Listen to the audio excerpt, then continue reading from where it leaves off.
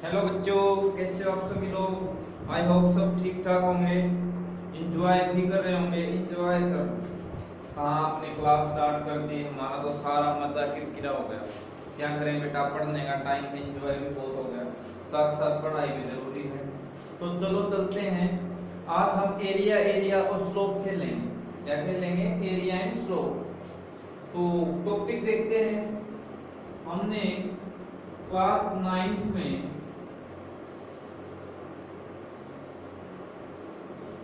Chapter start किया था motion, moment. उसी चीज को पढ़ रहे हैं। आज आप लोगों के लिए एक मैसेज और दे रहा हूं कि आज हमारा जो चैप्टर है वो कंप्लीट हो जाएगा, पर कंप्लीट नहीं होगा बेटा। ये तो भी ट्रेलर है, मूवी अभी बाकी है। वो क्या? न्यूमेरिकल। अगली क्लास में मैंने जैसे आपको पहले भी बुक बताई थी, वैसे तो कोई परचेज कर सकते हो। एस चांद ले लो, प्रदीप की परचेज कर सकते हो, अगर हर सब्जेक्ट की अलग लेनी है। ये फिजिक्स की अलग आएगी, केमिस्ट्री अलग, बायो अलग, पर आई थिंक ज्यादा कॉस्टली हो जाएगा। तो आप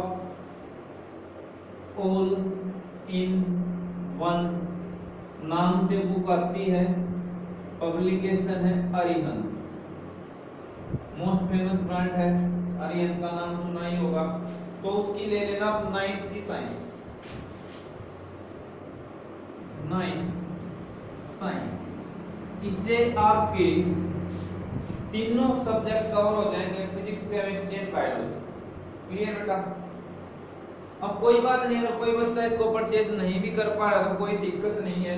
मैं आप लोगों के लिए काम करने जा रहा हूँ कि जितने भी इस बुक में क्वेश्चन न्यूमेरिकल हैं उनकी फोटो क्लिक करके एक असाइनमेंट बना के वीडियो की फॉर्म में ग्रुप में डाल दूंगा, यूट्यूब पे डाल दूंगा। वहां से आपको काम क्या करना है, आप उस वीडियो को प्ले करें और हर पेज जब आपका क्लियर हो जाए उसका स्क्रीनशॉट लेते चले जाएं। उन स्क्रीनशॉट को सेव करके रख लें, फिर जैसे ही आप अपना काम करोगे तो वहां से पेज पे लिखा क्वेश्चन और साथ साथ सोल्व कर लिया। क्लियर है? क्योंकि बेटा इतना टाइम नहीं होगा कि सारे क्वेश्चन भी आपको लिखवाऊं। क्वेश्चन हम जस्ट डिस्कस करेंगे, उसका सॉल्यूशन करेंगे। क्लियर है? तो वापस आ जाओ, एरिया एरिया खेल रहे थे हम सॉरी। तो अब हम अपना टॉपिक स्टार्ट करते हैं। इसका लास्ट टॉपिक और बहुत ही इम्पोर्टेंट मतलब कि आपका इस तरीके का क्वेश्चन या तो फाइनल एग्जाम या मिड टर्म एग्जाम या क्लास टेस्ट एक में तो पक्का पूछा जाएगा। तो आप इसको पढ़ें अच्छे से। तो उस टॉपिक का नाम है इक्वेशन ऑफ मोशन। क्या नाम है टॉपिक का? Equations of motion. Sorry, firstly हम डेफिनेशन देखते हैं ये चीजें होती क्या है। तो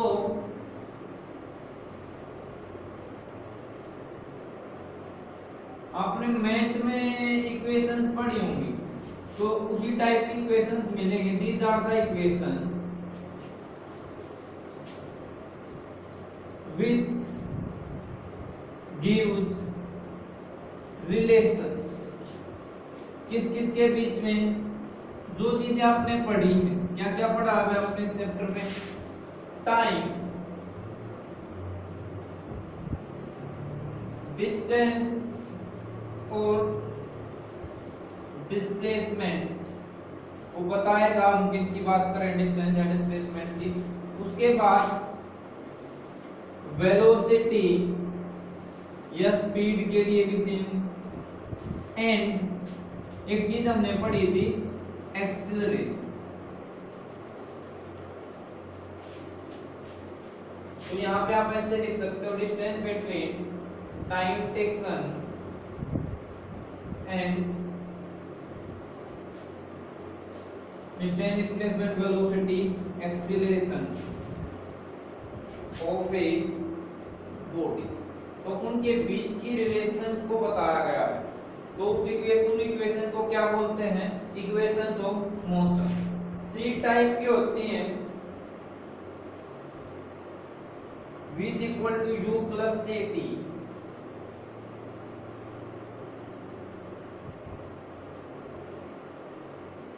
These are written as s is equal to ut plus half at square, और तीसरी है v square minus u square is equal to 2as. यहाँ पे चीजों के मतलब और समझ लेते हैं हम। v u से स्टार्ट करो, u होती है इनिशियल वेलोसिटी, कि जब से आपने मोशन को स्टडी करना स्टार्ट किया जिस टाइम पे, उस टाइम पे जो वेलोसिटी होगी या स्पीड होगी वो क्या होगी, इनिशियल। v मैं ये बार बार नहीं लिखूंगा, आप अपने आप समझ जाना, फाइनल वेलोसिटी। उसके बाद a पे आ जाओ, a acceleration, t time taken, sorry, फिर उसके बाद s डिस्प्लेसमेंट, या अगर आप डिस्टेंस की बात कर रहे हो तो ये चीज हो जाएगी हमारे पास डिस्टेंस। ओके, बिल्कुल ओके होना चाहिए, v u बाकी सारी चीजें u u u करके रिपीट हो रही। अब हम करेंगे इसकी डेरिवेशन।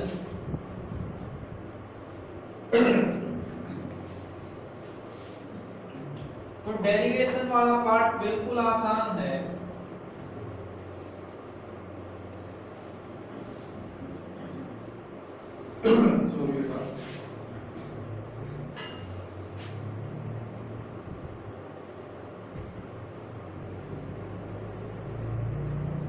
अब एग्जाम में आपको यहाँ पे पूछ सकता है कि अगर ड्राइव पूछे, drive the equation of motion, तो आपको डेरिवेशन करनी है। और अगर सिंपली बोलते राइट, तो राइट का मतलब होता है आपको इक्वेशन लिख के दिखानी है, डेरिवेशन उसकी नहीं करनी।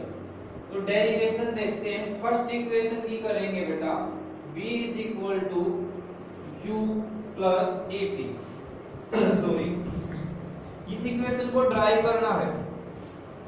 अब हमने एक चीज पढ़ी थी कि स्लोप खेलने की बात की थी, हम पहले स्लोप पे खेलते हैं। और एक चीज और उससे पहले, ये इक्वेशन ऑफ मोशन 4 यहां पे ध्यान से लिख लो, यूनिफॉर्मली एक्सीलरेटेड मोशन, यानी ये वाली इक्वेशन कौन से मोशन के लिए वैलिड है, जो मोशन यूनिफॉर्म एक्सेलरेशन में होगा, यानी जिस मोशन में बॉडी यूनिफॉर्म एक्सेलरेशन के साथ चल रही होगी। इट मींस उसकी जो वेलोसिटी में चेंज है वो इक्वल हो in equal interval of time. Non uniform के लिए ये वैलिड नहीं है, ध्यान रखना इस चीज को। तो late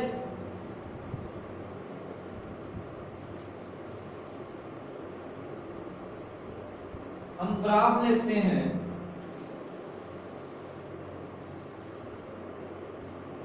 velocity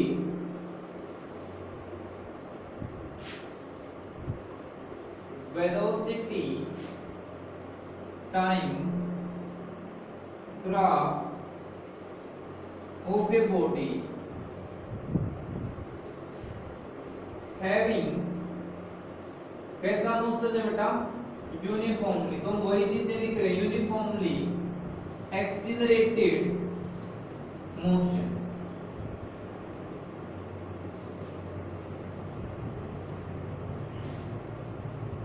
is shown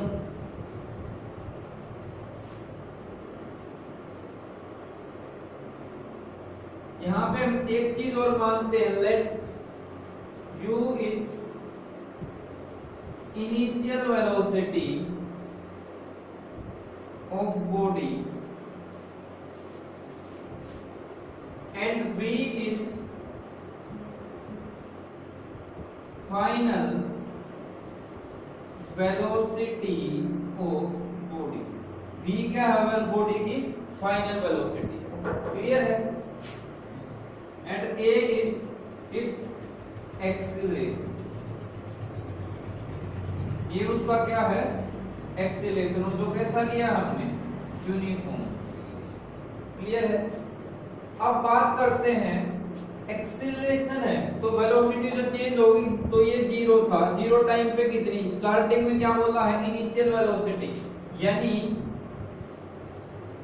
velocity at time zero.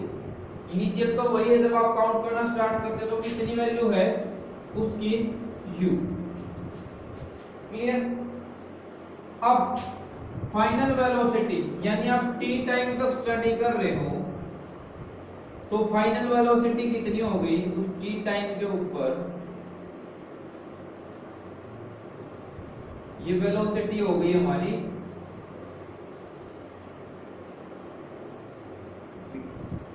Clear? अब एक चीज और समझे आप, यहां u लिखने का मतलब यहां से यहां तक का डिस्टेंस कितना होगा? u। और यहाँ v लिखने का मतलब यहाँ से यहाँ की वैल्यू कितनी है? पूरी ये टोटल v। ये बात आपके माइंड में क्लियर होनी चाहिए, मैथ का कांसेप्ट है, अब भी मैंने बता दिया। चलो आगे मैं अब आ जाओ। ये चीजें तो आप यहाँ से ऊपर भी लिख सकते हो, फर्स्ट इक्वेशन यहाँ लिखते हैं। अब we know that ग्राफ कौन सा है बेटा? Velocity time. अब हमने पिछली क्लास में पढ़ा था, जस्ट एक सेकेंड, हाँ सब ठीक ठाक है, कि अगर हम स्लोप की बात करें, अगर हमारे पास डिस्टेंस और टाइम का ग्राफ है और उसकी स्लोप लेंगे तो उसकी स्लोप हमें स्पीड देगी, और अगर डिस्प्लेसमेंट है तो वेलोसिटी। इसी तरीके से वेलोसिटी टाइम ग्राफ का जो स्लोप है वो एक्सीलरेशन देगा। क्लियर है? तो आपको स्टार्ट यहां से करना है कि acceleration is equal to slope. ज्यादा बड़ी वर्डिंग नहीं करना। अब स्लोप मैंने क्या बताया था? हम इस पॉइंट को क्या बोल रहे हैं? a, और इस पॉइंट को b। यहां तक ही पढ़ रहे हैं। तो इस एक्सिस पे क्या है? वेलोसिटी। तो इधर क्या आ जाएगा? Change in v। और इधर क्या है? टाइम। तो चेंज इन t। क्लियर है? अब देखो वेलोसिटी में कितना चेंज आया है? यहाँ पे u वैल्यू थी, यहाँ पे कितनी वैल्यू होगी? तो v माइनस u। कितना चेंज हो जाएगा? v माइनस टाइम कितना चेंज हुआ है? 0 से चले थे t तक हो गया, तो t माइनस 0। क्लियर बेटा? नेक्स्ट स्टेप में मैं इसको ऐसे लिख सकता हूँ। तो हमारे पास क्या निकल के आया? चलो इस स्टेप को यहाँ छोड़ो।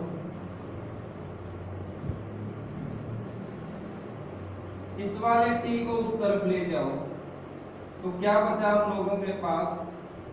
at is equal to v minus u। इसको उस तरफ ले जाओ तो v is equal to u plus.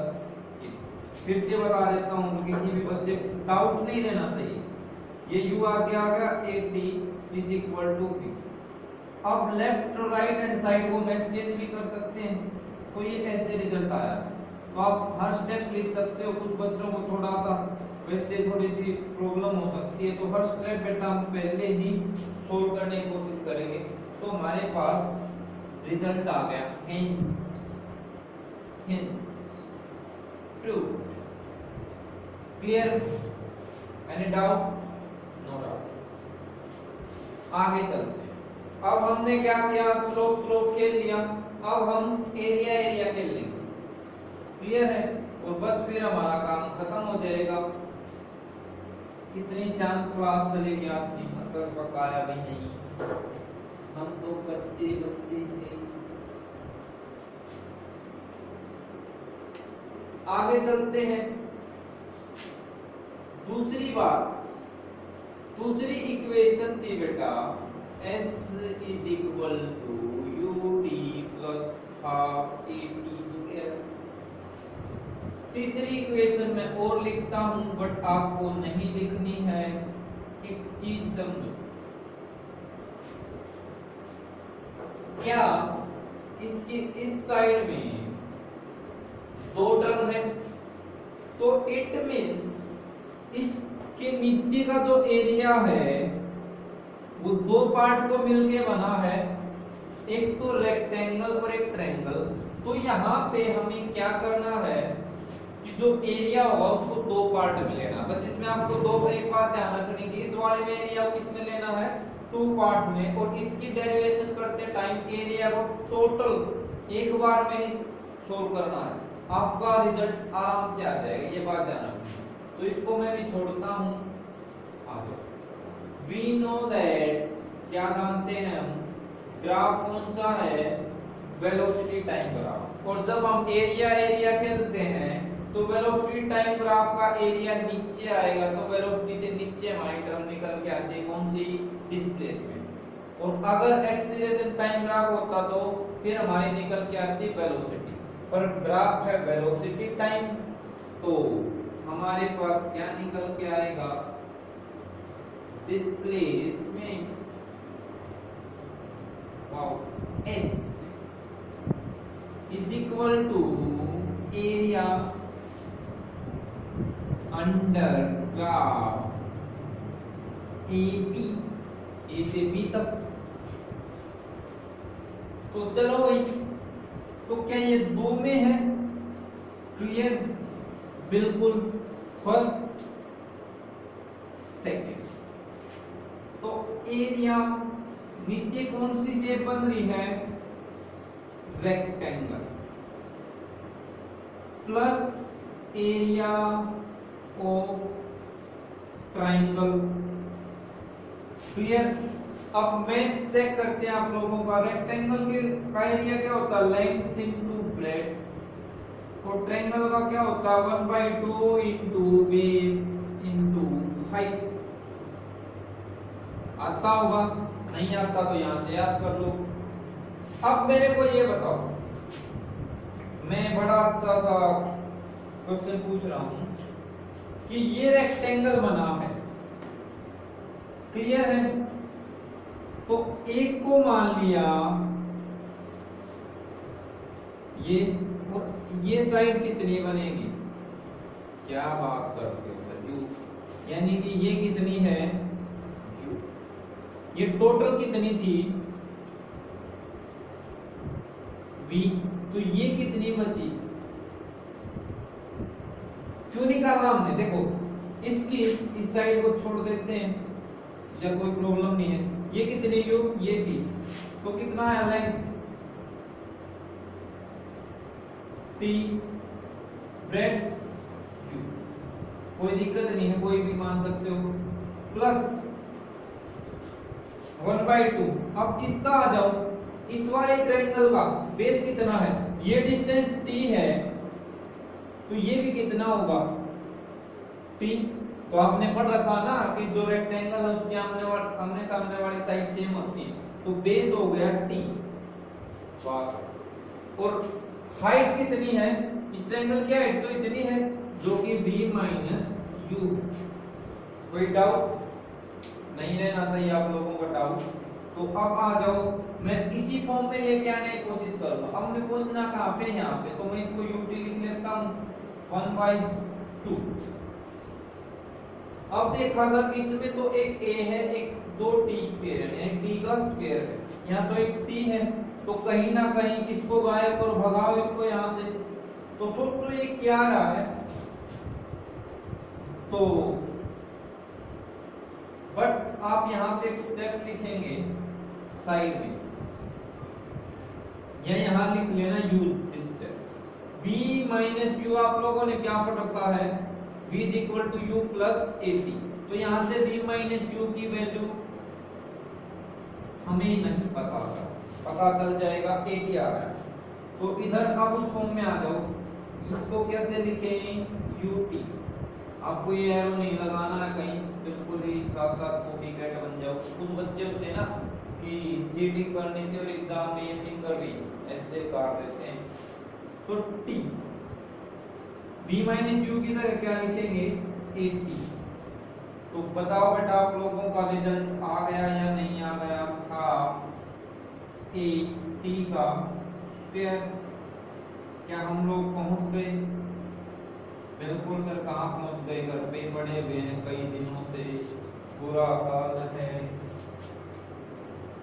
Corona के टाइम में सुबह घर वालों से बच के कहीं खेलने भी नहीं जा सकते। बेटा घर पे रहो, सेफ रहो, खेल बाद में लेना, जिंदगी यही तो खेलेंगे हम, अदरवाइज बुरा ना सोचें। आ जाओ वापिस अगली बात पे चलते हैं हम। तीसरी क्वेश्चन क्या थी? यहां पे आपको क्या लेना है? टेक एरिया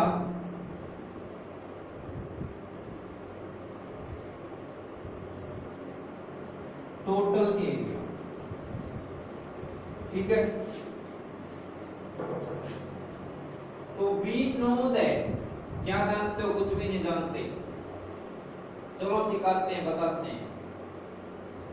डिस्प्लेसमेंट इसके इक्वल क्या कह रहे थे हम? Area area. तो displacement is equal to area of graph A B. तो अब आपको ये वाली जो चीज है बीच वाली, ये भूल जानी है। क्या है? ये भूल के अब आपको ये बिल्कुल टोटल वाला एरिया, दिस वन, क्या ये आपको ट्रेपेजियम दिख रहा है? यस और नो? क्लियर है? अब इस ट्रेपेजियम में जब हम बात करें, ट्रेपेजियम कैसे? बिल्कुल देखो, इसकी 1 2 3 और 4 साइड्स हैं और ये वाली साइड पैरेलल है।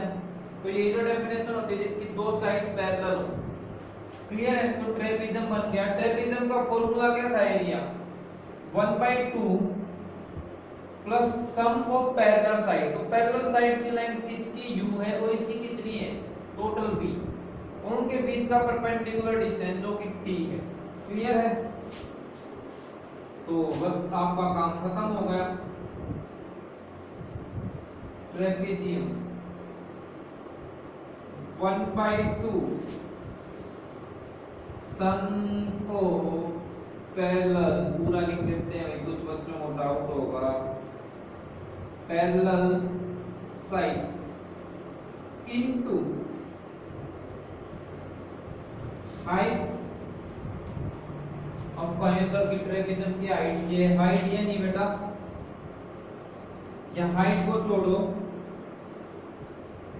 डिस्टेंस बिटवीन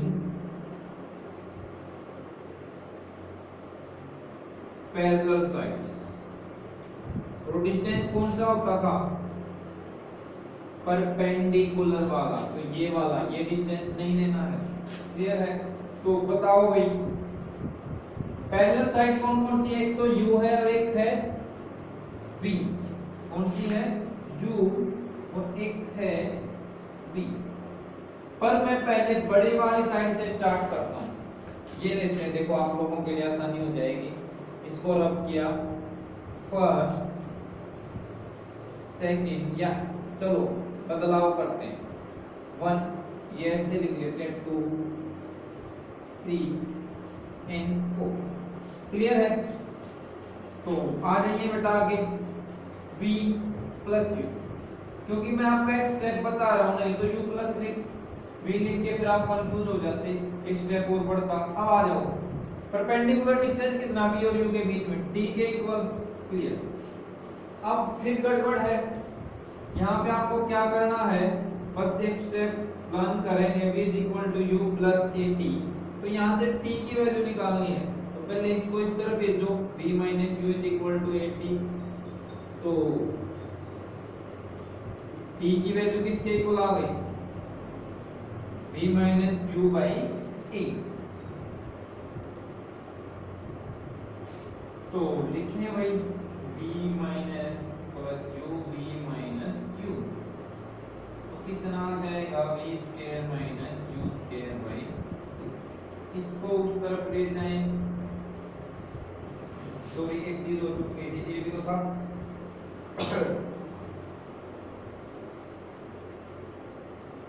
अब इनके साइड्स आपस में जैसे आप एक्सचेंज करोगे तो 20k माइनस 20k क्या होगा आंसर रिजल्ट आ गया।